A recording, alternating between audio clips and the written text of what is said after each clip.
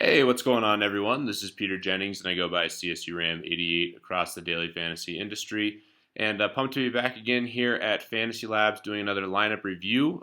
This is of week 5 of the 2016 season, and ended up being a great week. I was very fortunate to hold on to this tournament, the Thunderdome, which is a $5,300 buy-in, 70 people, 100,000 to first, and you can see the rest of the prizes here.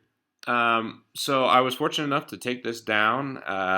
Was sweating a variety of different things, and if you follow me on Twitter, Amari Cooper was the key to moving up the leaderboards, and unfortunately, he had 3 touchdowns called back where he was out of bounds. He still had a fantastic day, but could have been absolutely massive, a Julio Jones-esque performance if he would have had a couple of those other touchdowns count.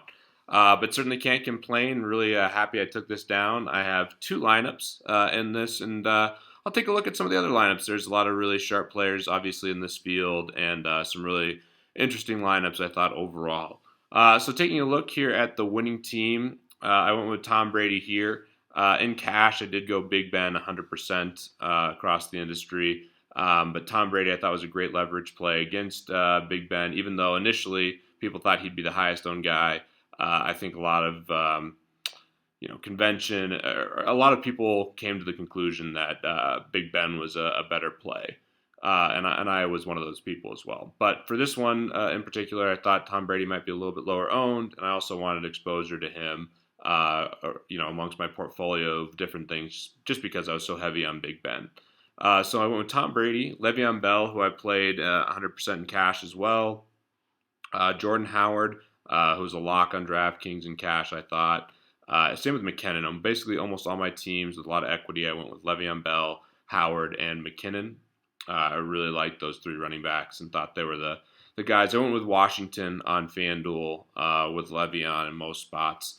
But I thought that this was the highest equity kind of way to go for roster construction, mostly because I thought Le'Veon Bell was a lock on DraftKings with how often he would catch balls. We talked about it in the podcast.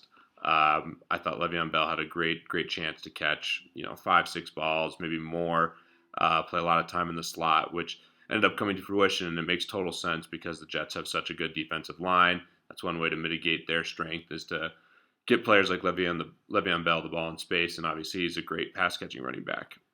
So then I had Amari Cooper, who really helped the team, Julian Edelman and Tyrell Williams. I had Amari Cooper and Tyrell on both teams. These are 2 receivers I love for GPPs. I was really hoping this game would turn into a shootout, and it did.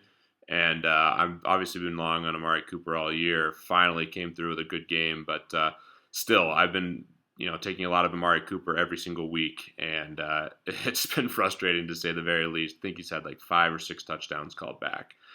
Julian Edelman, I ended up on both teams as well. I didn't end up with him in cash, so I wanted the exposure here. Obviously made a ton of sense with Brady with a good stack. Disappointing game. Thought he was a great play. Same with Jarvis Landry.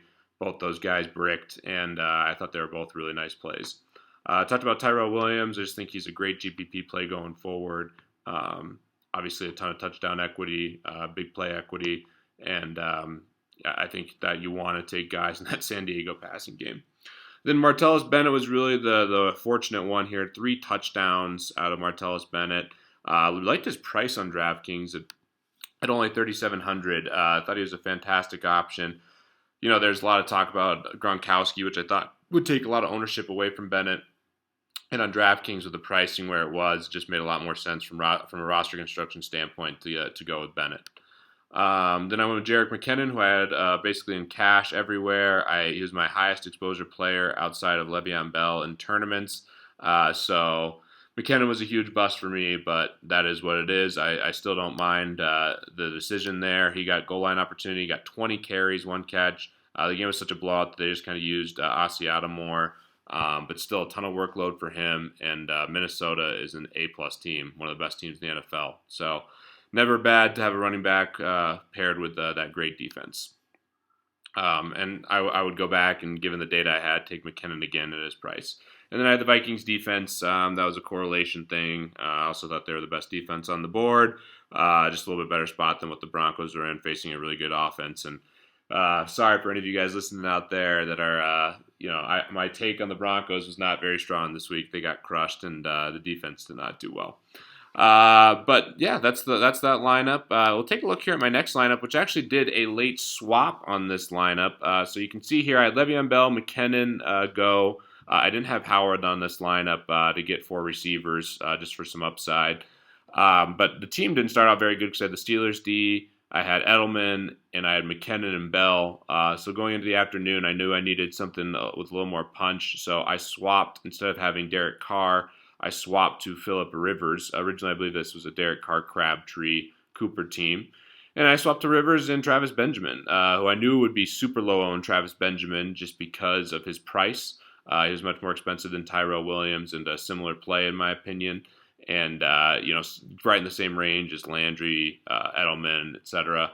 So I swapped to them to try to make up some ground and almost did. Came in 18th place with this team for top 14 cash. So pretty pleased that I swapped to those guys, and certainly something you guys should be doing on DraftKings. I try to swap. I'm sure I miss some swaps in the cheaper games, but I'm really trying to be diligent with that this year. I think that there's certainly a lot of equity in making those decisions, especially here.